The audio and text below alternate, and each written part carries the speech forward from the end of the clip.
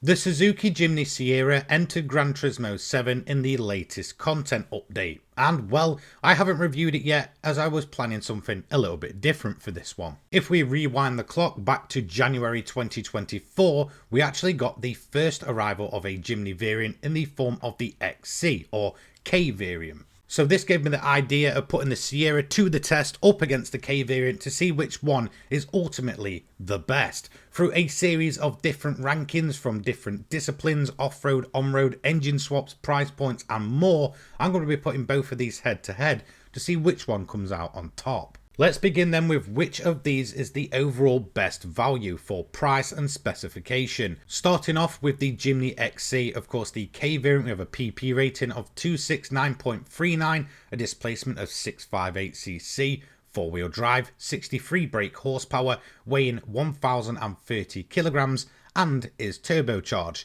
You get all this for a massively low price of 18,000 credits. So a very cheap vehicle and perhaps one of the cheapest in the entirety of GT7. Now of course tuning and performance upgrades play a key role in these slower cars within Gran Turismo 7.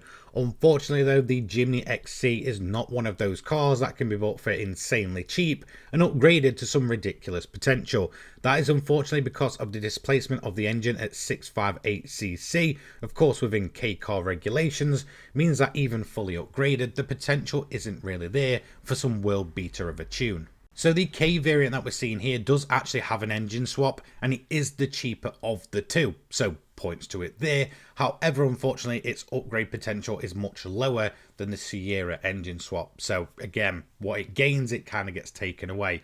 So next, the Jimny Sierra JC18. This has a PP rating of 329.19, a displacement of 1460cc, 4-wheel drive, 100 brake horsepower, so a decent increase over the K variant, weighing 1070 kilograms, so not much more than the K variant, and this one is actually naturally aspirated.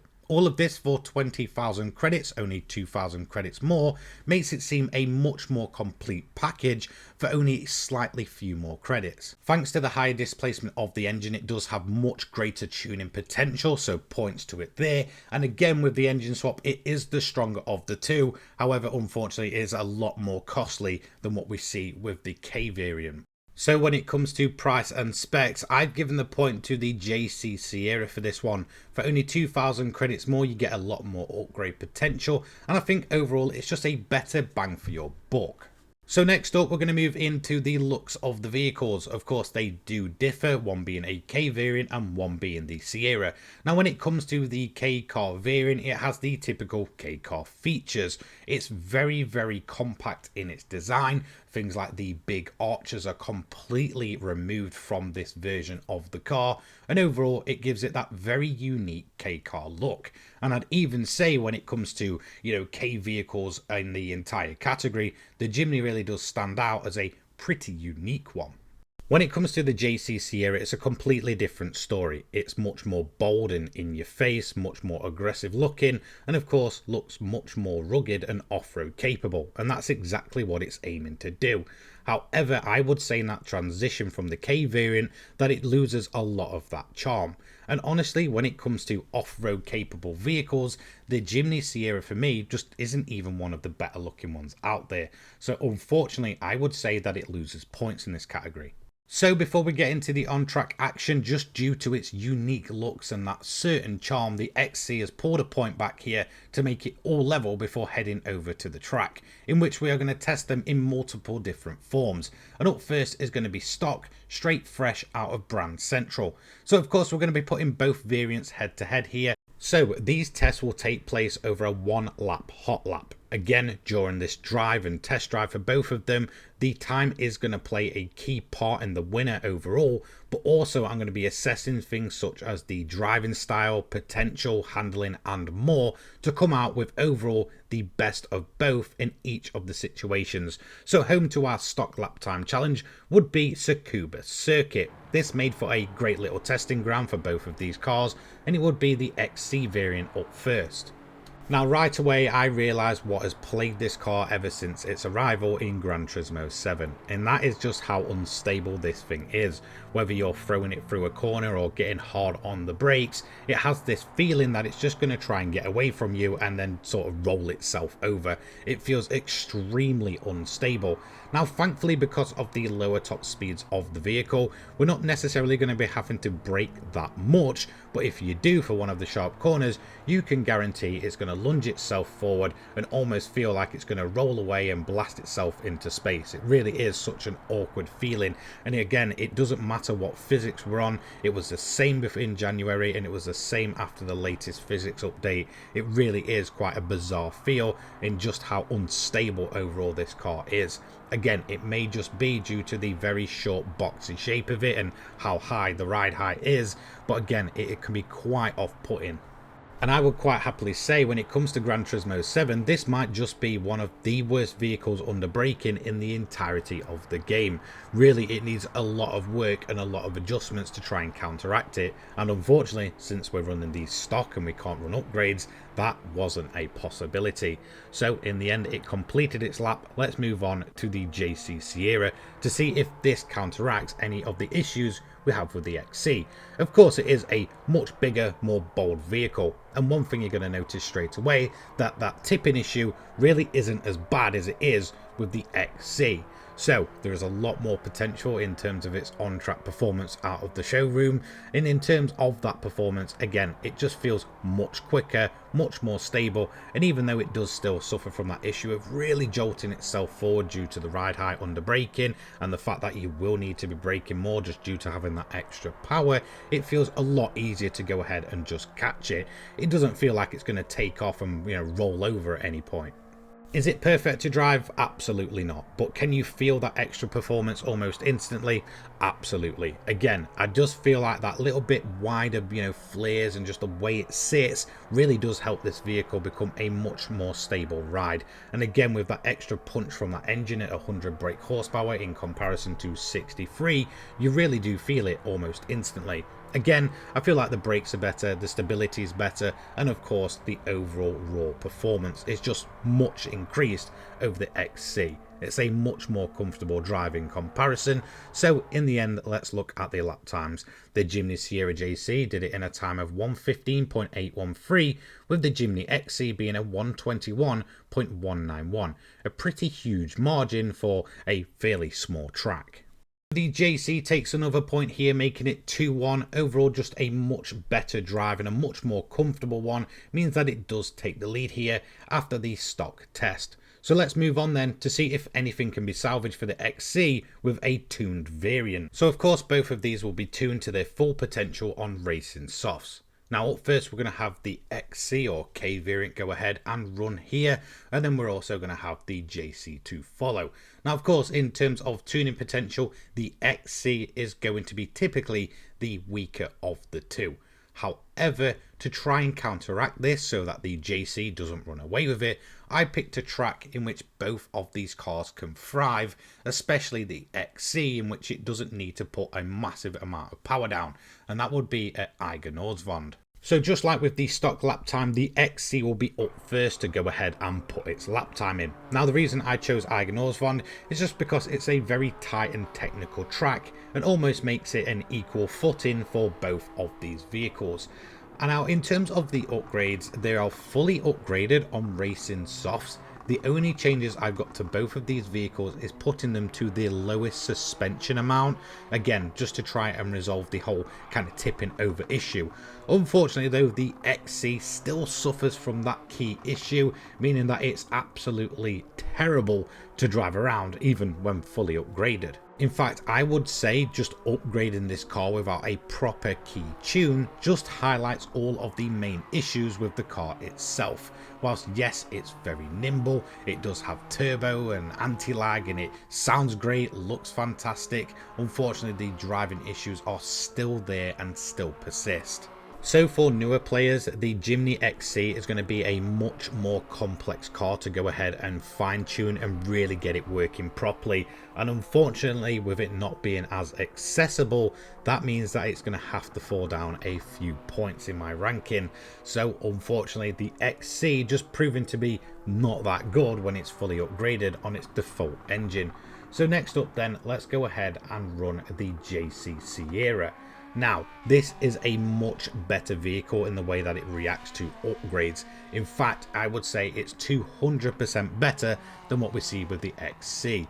You'll almost instantly notice it's a much more stable ride. It really reacts well to the weight transfer, the brakes are better, the pokiness of the engine is absolutely there, and of course after changing it from naturally aspirated to turbocharger, it's insanely quick. And obviously with this being a much more accessible car to go ahead and tune, that is going to be points in its favour. Not only that, just the general performance of this car was actually pretty mind-blowing. I did not expect it to be that good. So it was clearly obvious which one felt better out on track, but which one of these was the fastest? And well, it's no surprise that the Sierra JC, it did it in a time of a 1:06.771 in comparison to the XC, which was a 1:12.150. 12.150. As you can see, there is a fair amount of gap in terms of performance point rating, 632.17 to 551.87. So it's fairly obvious which one takes away the points from the fully upgraded battle here. So after the fully tuned battle, the Jimny JC would pull out a 3-to-1 point lead over the XC. However, there is a factor which could really start pulling it back in for the XC. Of course, that would be engine swaps. Both of these variants do have engine swaps. When it comes to the XC or K variant, we can get the K14C Swift engine for only 109,180 credits. That is a decent amount of tuning for a fairly low price for this car. Next up, the Sierra gets the K24A Civic engine for 250k. A little bit more expensive, but overall probably the better performing of the two engines by a decent amount. So just like we saw with the fully upgraded tune battle, it will be a fully upgraded engine swap variant, once again running the racing softs. Up first we'll have the XC in the Suzuki Sport livery, and then we'll have the Sierra, which is running a bit of Honda Power VTEC livery. As you can see, both of these tuned to their maximum possible potential with both engine swaps. So it's Honda Power versus Suzuki Power, and for the track of choice for this one, it would be Suzuka on the East layout. So just as always, the XC is going to be up first, and instantly straight out of the gate I noticed just how much better the XC felt here. Maybe it's the extra weight from the engine swap, but overall it felt much more stable and much more enjoyable to drive. Once again, the only fine tuning we have is lowering that suspension. However, I feel like if you went really into depth with the fine tuning here, it would be much more simple to get a better tune with the swap variant than it would the default.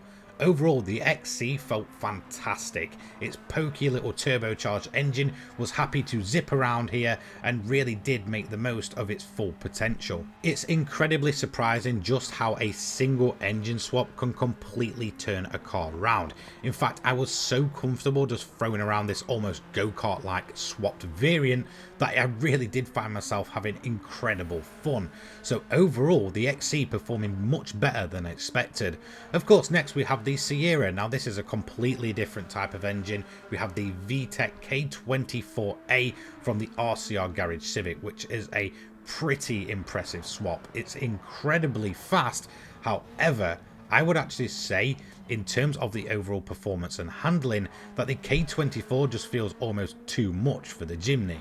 It was incredibly impressive just how quick the tables had turned. The XC becoming a much more stable, more enjoyable drive, and the Sierra actually kind of becoming the opposite. I just felt like the extra power and that screaming K24A Civic swap was just far too much for this. So whilst it's fairly obvious that the Honda engine swap is the better and faster of the two, unfortunately I would say the Sierra just struggles to get the maximum potential out of that engine swap, and you're probably better swapping it elsewhere. So let's head over and look at the lap times then. As you can see, is a lot closer in terms of PP rating here. 605.64 on the Sierra and 604.23 on the XC. And as you can see though, the Sierra does impressively take a fairly decent gap of 50.004 in comparison to a 51.343. So whilst on paper the Sierra is definitely the faster of the two, unfortunately I would say it's probably the worst of the two to drive with an engine swap. Unless of course you go into some insane fine tuning, which it probably does need to get the maximum potential out of this one. So whilst it's obvious that the Honda swap is better in the JC, I've given the point to the XC just for how much of a different car it becomes entirely with that engine swap. It's very impressive. So it's time for the final segment with 2 points on offer from this single category, off-road. Now I've split this into two separate runs. We will have the dirt run in both the same vehicles, and then we'll have the snow run once again, exact same vehicles. Both are fully upgraded, running dirt and snow tyres respectively. So for the dirt round, we will go to Sardinia Windmills as our testing ground for the dirt variants. We'll then head over to Lake Louise in the Canadian Rockies to test them out on the snow. So let's begin on the dirt then. Both cars performed very well over a single hot lap of Sardinia Windmills. Now I would say the XC probably felt the better of the two. That might be down to the vehicle being much more nimble and maneuverable, and it felt like it changed directions almost perfectly, which is key when it comes to the off-road and dirt segments. However, again, these are fully upgraded on their default engines, and that lack of power from the XC could really catch you off guard in some segments. However, the Sierra, well, it was kind of the opposite. In fact, it did perform very well. It was incredibly stable, maybe not as quick to change direction and get its drift on, and sometimes it would just feel like it had a little bit too much horsepower and really kind of threw the car off balance, or maybe even wide at times. So picking a winner here was much more difficult than I expected. It's really down to what you want from your off-road vehicle. If you're at a tighter track, then obviously the more nimble and agile and quicker to change direction XC is probably going to be the better pick, even if it does feel a little underpowered at times. If you want to be a bit more aggressive and really throw your car into the corners, have a bit better acceleration, and of course the better overall top speed, then the Sierra variant is probably the better of the two. But it's extremely close. So because of that, it's really going to be down to the lap time, which you can see the Sierra absolutely trumps the XC by a pretty big margin, a 123.767 in comparison to a 132.695, and the PP difference here really isn't as big as you'd probably expect. And although the Sierra is much quicker off-road, I would say the XC is probably the better one to actually drive on the dirt. So for that, I'm probably going to have to give it a draw here.